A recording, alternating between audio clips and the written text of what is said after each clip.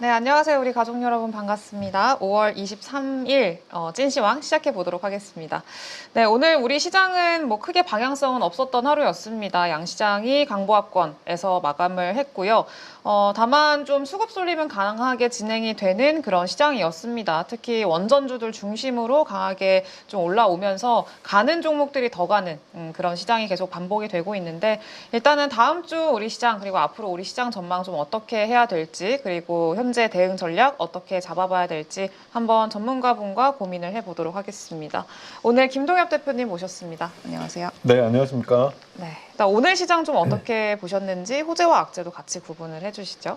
네, 이번 주 들어선 하루 오르고 하루 내리는 일진일퇴 시장 분위기가 계속되고 있는데, 네. 미국에서 이제 들려오는 이슈를 가지고 해석을 하는 건, 지난 이제 주말에 있었던 미국 신용등급의 하락을 가지고 이 여파가 과연 그냥 과거와는 다르게 별거 없이 끝나는 거냐, 아니면 뒤늦게 좀 뒤통수 비슷하게 시장을 또 혼란시키는 거냐, 이런 이슈의 해석이 주초에 좀 있었는데 좀 조용하게 넘어가나 싶었는데 한번 다우나 나스닥이 주중에 한번 내려앉았죠. 네. 국채 그 수요가 부진하면서 금리가 올라가다 보니까 이게 신용등급 하락의 후폭풍이다, 이런 식의 해석이 나왔고, 그러면서 조금 조정받는 모습이 나왔는데 또 하루 만에 또 그런 분위기가 잦아드는 모습이었고요. 또 하나 이제 트럼프 일기 때부터 추진했던 그 메가 법안이라고 하는 소위 네. 엄청난 규모의 이제 감세안이죠. 이거에 대한 이제 통과 이슈 때문에 사실 이번에 무디스가 신용등급을 내린 게 결국은 10여 년 이상 누적된 미국 정부의 그 부채가 계속 늘어나기만 한다, 이거가 이제 우려된다라는 거였는데, 사실 트럼프의 이번 감세안은 재정 적자를 더 심화시킬 수 있는 가능성이 높은 안들이거든요. 네. 그런 면에 있어서는 무디스나 신용평가사의 뭐 우려에도 아무 문제 없이 그냥 이렇게 하는 게 더 나은 거다라고 이제 밀어붙이니까 지금 상황에서는 이게 뭔가 싶은 거죠. 근데 어쨌든 이게 간밤에 미국의 하원에서 딱 한 표 차이로 통과가 됐단 말이에요. 네. 그래서 어쨌든 이 법안이 이제 상원까지 가야겠습니다만, 지금 공화당의 목표는 7월 4일까지 완결을 지어가지고 트럼프한테 뭐 일종의 선물을 준다, 이런 식으로 지금 추진이 되고 있어서 이 법안에 관련된 이슈들이 주후반엔 또 많이 나왔던 것 같아요. 특히 우리나라 입장에서는 네. 지금 뭐 오늘 기사로 나온 것 중에 관련 자료 한번 보시면은 트럼프 메가 법안에 대한 주요 내용이라고 하는 그 내용들이 있는데요. 네. 뭐 다른 것들은 뭐 우리랑 이제 직접적인 관련이 없는 것들도 있습니다만, 특히 이제 전기차 이런 쪽에 대한 이제 세액공제 프로그램이 조기에 끝난다, 이런 부분하고, 또 IRA 보조금이라 그래서 태양광 쪽에 주는 보조금, 이런 것들이 삭제가 된다, 이런 이슈들이 맞물려서 네. 그런 부분들이 현실화되면 어떡하지라는 부분에서 주 후반 들어서 이제 태양광 쪽하고 2차 전지 쪽 흐름이 좀 좋지 않았던 거, 이런 부분들이 섹터별로는 조금 악재에 가까운 내용이었다고 보고요.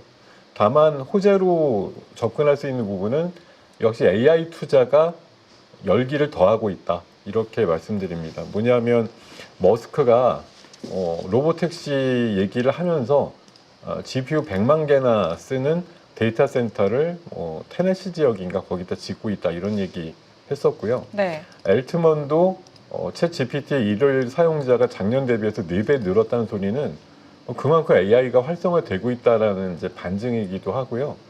또 제가 알기로는 아마 오늘 난뉴스 중에 오픈 AI가 중심이 돼가지고 원래 그 민주적 AI라는 거 얘기하면서 10개 나라의 AI 데이터 센터를 확충하는 프로젝트를 하고 있는데, 그 첫 번째로 아마 아랍에미레이트 쪽에 짓고 있나 봐요. 근데 그 얘기하는 중간에 한국을 포함해서 아시아도 대상이 될 수 있다, 이런 얘기 한 거 보면 최소한 지금 오픈 AI가 중심이 돼서 10개 나라 쪽에 데이터 센터를 엄청나게 짓겠다는 얘기를 하는 거라서, 네. 그리고 또 최근에 오픈 AI가 그 한 군데 스타게이트 프로젝트 하나로 15조 정도도 자금 유치했다는 얘기들도 주중에 나왔거든요. 그러니까 어찌됐든 저찌됐든 노이즈가 있지만 AI에 대한 투자는 일어나고 있고, 그 결국 이런 걸 많이 하려면 이 전력 어떻게 할 건데, 이제 이런 문제가 계속 나온 게 이번 주의 흐름이었던 것 같아요. 근데 그게 전력이 없으니까 큰일 났다보다는 시장에서 이제 분석과 해석은 이거 전기 필요한데 이거 뭘로 다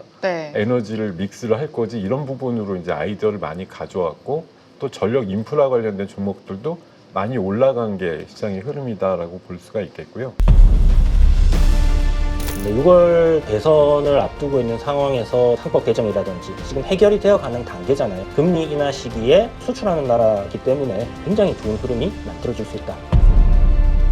증시가 좋아졌을 때 잘 벌고 더 많이 버는 사람들은 결국은 자신만의 기준과 원칙, 포인트를 잡아서 매수 매도의 타이밍을 잡는 훈련을 계속 반복을 해보는 거죠.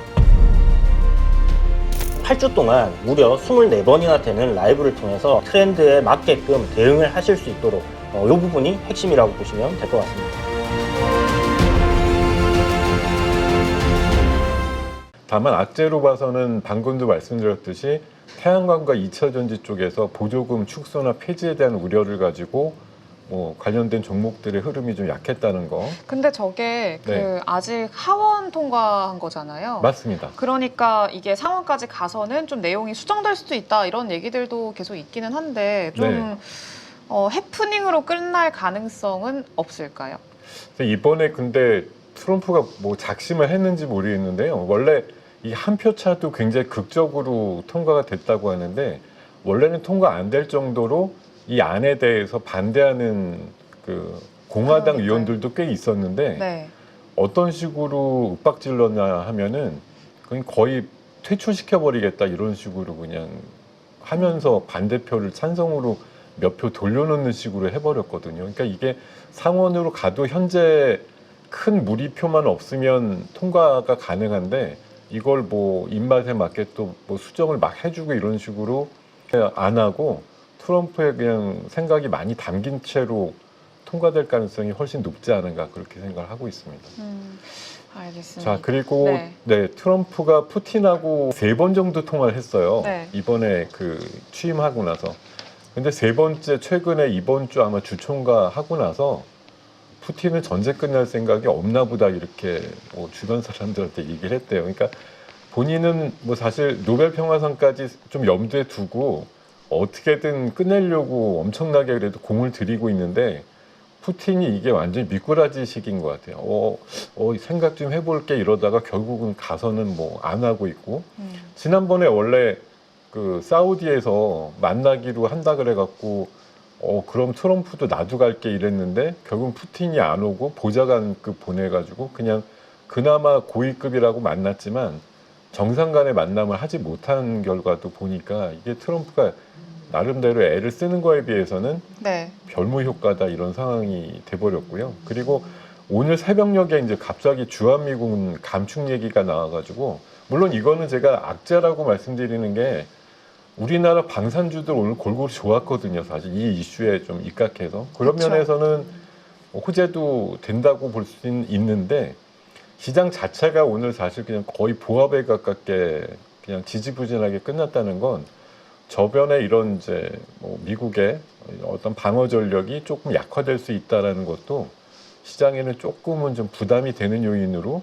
볼 수도 있었다. 물론 자체 국방을 강화하고 우리 스스로 지킨다라는 면은 매우 중요하다고 생각은 듭니다. 다만 지금 이 국면에서 우리 이제 관세 협상도 하고 있지만 트럼프가 사실 지금 발톱을 내보내지 않은 게 지금 방위비 부담 얘기 요새 한 몇 달 동안 안 했거든요. 네. 근데 안 할 리는 없는 사람이거든요. 이게 지금 관세 협상하고 맞물려서 안 하고 있는 거지. 제가 봐선 저렇게 뭐 던진 게 또 하나의 미치광이 전략이라고 저는 생각을 해요. 저렇게 던져놓고 너네 방위비 분담금 확 안 올리면 진짜 감축을 해서라도 우리가 쓰는 비용을 덜겠다 이렇게 나올 그렇죠. 수도 있기 때문에 그러니까 협상 전략으로 지금 쓰고 있는 상황이잖아요. 그렇게 네. 보면 차라리 다행인데 네. 정말 이제 인원을 저렇게 뺀다 그러면 아무래도 뭐 그래도 2만 명 남았어 이렇게 위안을 한다기보다는 줄어든다 이런 거에 대해서 좀 심리적인 불안이 커질 거고 그 대신 이제 우리나라 방산 업체들한테는 주가상으로는 좋을 거예요. 그렇죠. 왜냐하면 자주국방. 더 네. 우리나라 비율이 커져야 된다고 생각을 하니까요. 뭐 그런 면에서 이제 호황제의 좀 구분이 애매한 내용이었다 이렇게 판단을 드리겠습니다. 알겠습니다. 호재와 악재가 좀 확실하게 구분이 되고 있는 시장인 것 같은데 그러면 오늘 좀 특징적으로 보셨던 섹터나 종목 뭐가 있었을까요? 네, 오늘 셌던 거는 단연 이제 그 원전 섹터가 엄청나게 셌어요. 네. 상대적으로 이제 태양광 쪽에 대한 보조금 폐지 이슈도 있었지만 사실 한 2주 전에도 트럼프가 현재 미국의 원전 그 용량을 2050년까지 4배 정도 늘리는 그 행정명령에 서명할 것이다 이런 전망들이 나왔는데 네. 오늘 아침 뉴스로 해서 서명이 됐다 또는 서명이 임박했다 이런 식으로 뉴스가 나오면서 원전주에 완전히 불을 당기는 뉴스가 나왔고요. 네. 또 스웨덴 같은 데서도 수십 년 동안 탈원전 정책을 하다가 무려 4기나 짓겠다고 그거에 드는 돈에 대한 승인권을 의회에서 가결했다는 뉴스가 나오면서 야 유럽은 진짜 지금 그냥 제가 봐서는 진짜 원전 르네상스다 네. 이렇게 좀 볼 수가 있고요. 그러면은 저 원전주들이 사실 오늘 진짜 불을 뿜었잖아요. 그 불 원전 뿜었죠. 소보장들까지 다 같이 올라갔으니까. 네네 맞습니다. 그러면은 저 연속성이 다음 주에도 계속 이어질 수 있을 거라고 보세요? 이런 식으로 말하면 저 진짜 이제 가다가다 이제 뻥을 치는 거야 이러실 수도 있는데 제가 오늘 원전주 흐름 보면서 느끼는 건 지금 사실 우리 몇 달 동안에 이렇게 막 집단 논리로 해서 갔던 섹터가 하나는 2-3달 전부터 이제 정치 테마주가 있었고요. 네. 난데없이 이번 주 초 한 2-3일은 뭐가 끌고 가냐면 코로나의 재확산 가지고 2-3일 동안 30-40% 오르는 종목들이 수십 개 나온 게 그쪽 섹터인데 그것과는 다르게 실체를 가지고 움직일 수 있는 원전이 지금 어제 오늘 부각이 되었는데요. 네. 뭐 대를 이어서까지 간다고 표현드리면 너무 심한 비약일 거고 제 생각엔 진짜 이거 생각보다 조선 정도 버금갈 정도로 갈 수도 있다. 좀 그렇게 생각이 들더라고요. 그러니까 우리 시장에 어떻게 보면 주도주로서의 역할을 할 가능성이 있다. 네, 이렇게 봐야 완전 될것 주도주가 같네요. 될 가능성. 그러니까 우리 지금 이제 정치적인 그러니까 국내 이벤트로 보면은 뭐 여전히 우위를 가지고 있는 쪽 기준이 원전에 대해서 그렇게 아주 호락한 분위기는 아니거든요. 네. 다만 이전보다는 조금 유연해지기도 했었고 11차 전력수급 계획에서도 일부 원전의 추가라든가 이런 것들이 용인되는 분위기는 있어요. 근데 지금 제가 뭐 들떠서 말씀드린다고 볼 수도 있는데 지금 미국의 트럼프를 비롯해서 유럽이라든가 지금 동남아 어디에도 원전을 지금 그 에너지 믹스의 최상단으로 두지 않는 나라가 없을 만큼 네. 한마디로 제가 보기엔 진짜 원전 진짜 원전 바람이 완전히 불고 있다라고 봅니다. 그리고 오늘 지도로는 준비 못했는데 사실 원전에 지금 가장 미친 나라는 우리가 짓는 건 아닌데 중국이거든요. 네. 우리나라 서해바다 맞은편 쪽으로 중국의 뭐 이제 동쪽이죠. 30기 가까운 지금 원전을 짓고 있어요.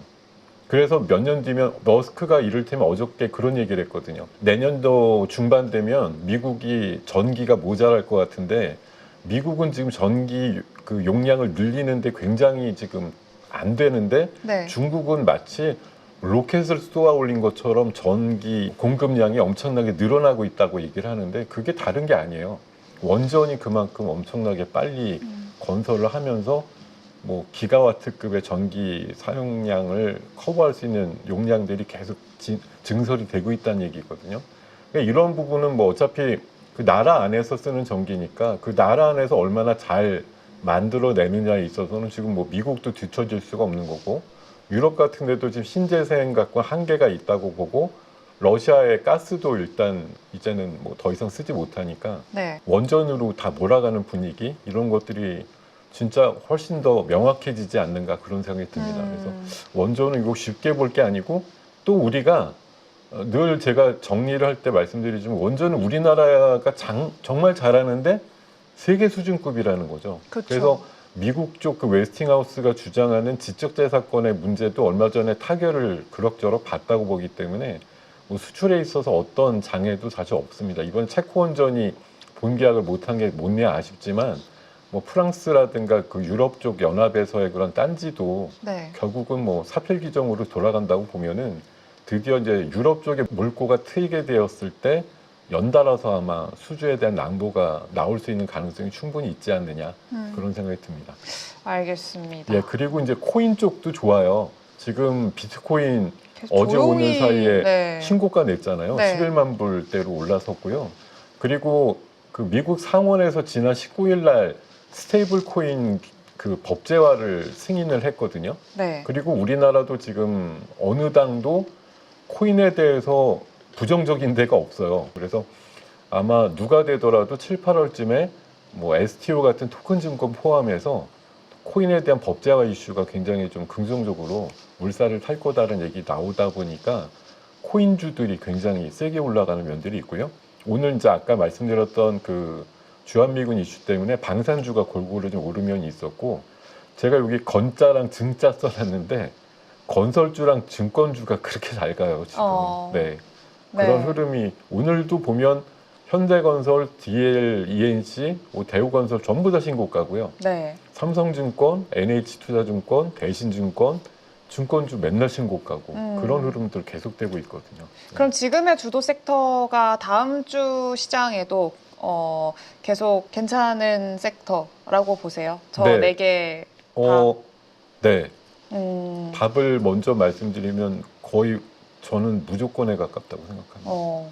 다른 쪽, 그러니까 아직까지 고점을 사실 논하기에 너무 이르다. 이제 대비되는 느낌인데, 네. 아 그러면 2차 전지도 바닥 찍은 거 아닌가요? 이제 이런 희망을 자꾸 이제 바라실 수도 있고, 어떤 분들은 당연히 이제 희망 고문을 그동안 너무 오래 받았는데 이제는 정말 나 희망으로만 생각하고 싶어 이러실 수 있거든요. 그렇죠. 아직 제 생각에는 아직은 아닌 것 같다는 생각이 들어서 지금 오늘부로 해서 주도 섹터들이 다음 주도 주도 섹터일 확률이 저는 8, 90% 이상 된다고 봐요. 그리고 오늘 이런 것들을 바탕으로 해서 오늘 원전의 어떤 뭐 사업부라든가 일을 조금이라도 하는 기업들은 뭐 거의 10%급 이상의 상승이 나왔거든요. 네. 에너토크 같은 건 상도 들어갔고, 방금 말씀드렸던 건설주도 이게 뭐 남아있는 건설주, 살아있는 건설주는 진짜 이제 좋아진다 이런 개념도 있고, 뭐 새로운 정부가 들어오면 당연스럽게 이제 부동산 또 정책이 나오지 않겠느냐 그런 논리도 있고요. 또 원전에 그 어느 정도 그 같이 연결이 돼 있는 건설주도 있습니다. 그리고 정말 의외인 게 패션 주식들이 엄청 좋았어요 오늘. 패션? 패션, 의류 의류. 관련주들. 네. 형지 계열은 사실 이게 정태주로 좀 묶여서 올라가는 것도 있긴 한데, 감성코퍼라고 스노우피크라는 브랜드로 유명한 회사 오늘 10%대 이상 올라가서 또 새롭게 신고가 쳤는데, 네. 요새 영업무역이라고 옛날에 왜 그 노스페이스 가지고 한때는 뭐 전설적인 흐름이 나왔던 종목, 그것도 요새 신고가예요. 네, 엄청 예, 좋더라고요. 요새 의류 종목들 엄청나게 가고 있거든요. 근데 보통 일반적으로는 지금 뭐 관세나 뭐 이런 것들 생각을 하면은 좋기가 쉽지는 않을 것 같은데 또 상당히 좋다라는 건 뭐라고 해석을 해야 될까요? 이유를? 글쎄, 어떻게 보면, 수요에 대한 기대감? 그러니까 어떻게 보면 그 수요의 그 구간이 다시 활성화되는 구간? 그러니까 이를테면 네. 저도 개인적으로 뭐 그런 느낌이 없지 않아 있는데, 몇 년 동안 옷을 안 샀는데 이번엔 좀 옷을 사야 될 것 같은 그런 사이클하고 맞물리는 거 아닌가? 사야 될 것 개인적으로 같으세요, 요즘에? 요새 좀 사야 될 것 같습니다. 근데 생각해보니까 제 주변에서도 옷 사야 된다는 얘기 좀 꽤 들은 것 같은데요. 그러니까 그게 장난 아니게 약간 사람들의 그것도 일종의 뭐 옷에 대한 컨센서스가 좀 모아졌다고 할까요?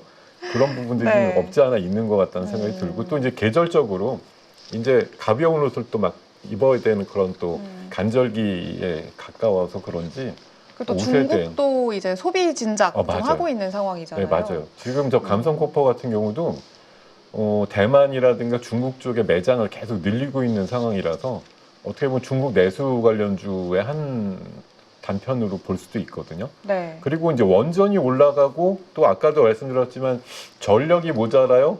전력을 어떻게든 뭐 만들어야 된다, 또 변압을 해야 된다, 송배전을 해야 된다, 이런 맥락에서 이제 전력 인프라 관련주들 여전히 좀 강한 모습 나왔고요. 네. 그리고 머스크가 6월 초에 그 텍사스 오스틴에서 1000대 정도의 로보택시를 먼저 시범으로 운영한다, 이런 얘기 며칠 전부터 계속 나오다 보니까 자율주행주도 일부 좀 올라가는 모양들이 나왔어요. 근데 제가 이게 업종으로 구분하기가 너무 지금 세분화되면 너무 많아서 그렇죠. 제가 52주 신고가에 2줄이나 사용을 했는데, 네. 이게 뭐 증권주, 또 한전 맨날 신고가죠. 또 펩트론 같은 비만 대장주도 오늘 또 신고가 나왔죠. 무기, 방산 쪽에 LIG 넥슨 신고가죠. 엔터 쪽에서 YG 엔터 또 신고가죠. 또 피부 미용 쪽에서 대장하는 파마 리서치 또 신고가죠. 그러니까 이게 진짜 우리가 보면은 오늘 지수가 안 갔어. 이번 주는 사실 주간으로 보면 5주 동안 코스피가 주간으로 올라가다 이번 주는 사실 마이너스거든요. 네. 근데 주간으로 벽에 부딪혀서 코스피 기준으로 2600 어설프게 좀 넘었다가 지금 약간 밑에서 끝났는데 그런 것 치고는 신고가나 꽤 올라가는 섹터의 종목들이 되게 많은 게 지금 현실이고요. 제가 그래서 2, 3주 전부터 조금 코믹을 가장해가지고 전국 단타 수익률 대회 지금 펼쳐지고 있다고 말씀드리는데 네. 대선 바로 전까지는 이런 분위기가 계속 될 것 같아요. 최소한. 다음 주는 어떻게 보면 피날레일 수도 있고 더 기승을 부릴 수도 있습니다. 왜냐하면 제가 봐선 신정부가 만약 들어오게 되잖아요. 네. 그럼 지금 뭔가 뭐 다 방치돼 있고 그냥 알아서 해 아무도 신경 안 써 이런 분위기를 늘 보면 신정부 초기에는 또 이렇게 분위기 다 잡는다고 약간의 그 사정 정국이라든가 또 물갈이 이런 걸 통해 텐션을 좀 올리는 것들이 있게 되면 그러면 조금 이런 뭐 어떤 것도 막 날라가고 이런 분위기가 조금은 네. 잦아들 수가 있는데 그거는 아무래도 대선 이후에 한 열흘에서 보름 지나서 이제 조각의 관점이 조금 만들어질 때쯤 이후라고 보니까 시간은 아직은 조금 한 2, 3주 있다고 보지만 거의 마지막 휘날레를 위해서 가는 장이다 이렇게 봐야 되겠죠. 피날레를 위해서 가는 장이다. 근데 진짜로 어느 정도 진행이 많이 된 게 저기 네. 신고가인 종목들 대부분이 다 원래 잘 가던 종목들이잖아요. 네. 그러니까 가는 종목들 계속 잘 가고 그 안에서만 계속 흐름이 흘러가고 이러니까 어느 정도 이게 언제까지 이어질지에 대해서도 조금 의문이기는 해요. 네. 아무튼 당분간은 근데 이어질 가능성이 높다 이렇게 네. 봐야 될 것 같고요. 그러면 우리가 좀 체크해야 될 만한 이슈나 좀 변수 어떤 것들이 있을까요? 일단은 뭐 국내 변수 요거 말씀 안 드렸다. 진짜 이렇게 조용히 올라가는 쪽이 제가 네. 지금 세 가지 그래프인데 하나는 현대건설 왼쪽 거. 네. 그래프 그냥 가파르죠. 뭐 무슨 절벽 그래프 같아요. 그 중간에 게 삼성증권이에요. 네. 그리고 제일 마지막 게 감성 코퍼레이션인데 야 진짜 아찔할 정도로 올라가는 그런 그림들. 이런 애들이 우리 시장이 굉장히 많다 생각보다 이렇게 네. 말씀드리고요. 뭐 다음 주 체크 포인트는 아무래도 이제 대선이 정말 코앞인데 참 이번 대선은 예전보다 좀 재밌는 현상이라고 하는 게 예전에는 이게 지지율 격차가 있다가 좀 벌어진다 이러면서 끝나면서 이제 그 관련되는 테마주들이 빨리 사그라졌는데 물론 지금도 많이 사그라졌습니다만 특히 인물주 중심의 그 종목들이 의외로 오랫동안 선전하고 있다 이런 것들이 좀 있어요. 왜냐하면 요새 이제 단일화 이슈 된다 안 된다 되기만 하면 역전도 가능한데 막 이런 식의 이제 얘기들이 나오니까 네. 진짜 싸움은 말리고 흥정은 붙이는 식으로 굉장히 시장에서 많은 기대값들을 아직도 갖고 있고요. 대선 이제 오늘 금요일 저녁 때 2차 토론이 있고 다음 주 초에 또 3차 토론 마지막 토론까지 있기 때문에 여기에서 이제 마지막 사활을 걸겠죠. 어떤 후보든. 뭐 그러면서 이제 나오는 이슈들인데 제가 이게 그 미리 좀 말씀드리면 여기 그 이번 금요일 분야가 사회 분야예요. 네. 그래서 여기 사회 갈등 뭐 극복 방안 이런 것들은 증권에서 찾는 이슈는 없겠지만 제일 마지막에 기후 위기 대응 방안 이런 것들에 대한 이제 공약 검증 토론 같은 경우는 제가 봐선 안 봐도 비디오인데 분명히 탄소 중립 얘기를 서로 선명성 있게 얘기를 할 가능성이 높거든요. 네. 이런 건 이제 다음 주 월요일 정도쯤에 지난 토론에서 이런 것들을 어느 당이든 상관없이 또 강하게 주장했다. 이러면서 이제 좀 이슈를 만들 가능성이 잠깐은 있다. 이렇게 생각이 들고요. 엔비디아 실적이 28일 날 나오거든요. 예전만큼 사실 기대감이나 뭐 흥분이 크지는 않습니다. 그리고 사실 이번에 저는 조금 걱정됐던 게 젠슨왕이 그 컴퓨텍스 와가지고 얼마나 신이 났는지 트럼프를 엄청나게 좀 깠다고 할까요? 트럼프의 관세 정책 너무 잘못됐다.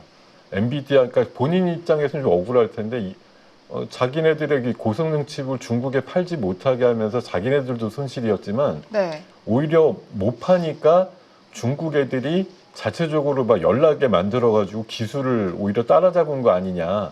그런 논리로 엄청나게 약간 좀 혼란을 했다고 할까? 그런 게 나와서 저 양반 미국 안 돌아가야 되는 거 아닌가? 가면은 혼날 것 같은데 그런 생각이 살짝 들긴 했거든요. 네. 근데 어쨌든 실적에 대한 부분들 여전히 뭐 잘 나올 거라고 시장에서는 전망하고 있는데 근데 한 2년 전하고는 다른 게 정말 감동적으로 엄청 잘 나오지 않으면 사실 시장의 그쵸. 파장은 별로 없어요 이제는. 네. 그냥 실망만 시켜주지 않으면 다행이다 이런 관점에서 보시면 될 것 같아요. 네. 맞습니다. 다음 주 한번 좀 지켜봐야 될 것 같고요. 네. 네. 그러면은 추가적으로 뭐 변수로 고려를 해야 될 만한 요소들이 있을까요? 변수는 뭐 재밌는 지금 흐름인데 네. 하여튼 대선과 관련된 뭐 지지율 격차의 흐름 가지고 인물주들 움직이는 것하고 아무래도 이번 주에 가장 재밌는 공약 중에 하나가 탈모 공약이었거든요. 네. 지난번 때도 나왔던 공약이라고 하는데 뭐 저도 사실 뒷머리가 많이 없습니다. 그래서 다들 관심이 가는데 얼마 전에 그 반려동물 공약이 굉장히 인기가 있었던 것처럼 네. 사실 탈모 인구도 굉장히 많거든요. 그러니까 이런 파퓰러적인 관점에서 많은 사람들이 약간 이런 게 있었어라는 걸 느낄 수 있는 것들을 이번 주에 이제 마지막으로 막 던지는 구간이에요. 그러니까 뭐 표 되겠다 싶은 것도 준비했던 거 마지막으로 막 털어내는 구간이니까 굉장히 자극적인 포퓰리즘 공약들이 많이 나올 건데 그게 관련된 기업들이 몇 개씩은 엮여 있으니까 단기적인 순환매가 자주 나오는 다음 주가 될 거라고 생각이 들거든요. 네. 이게 제일 큰 변수일 거고요.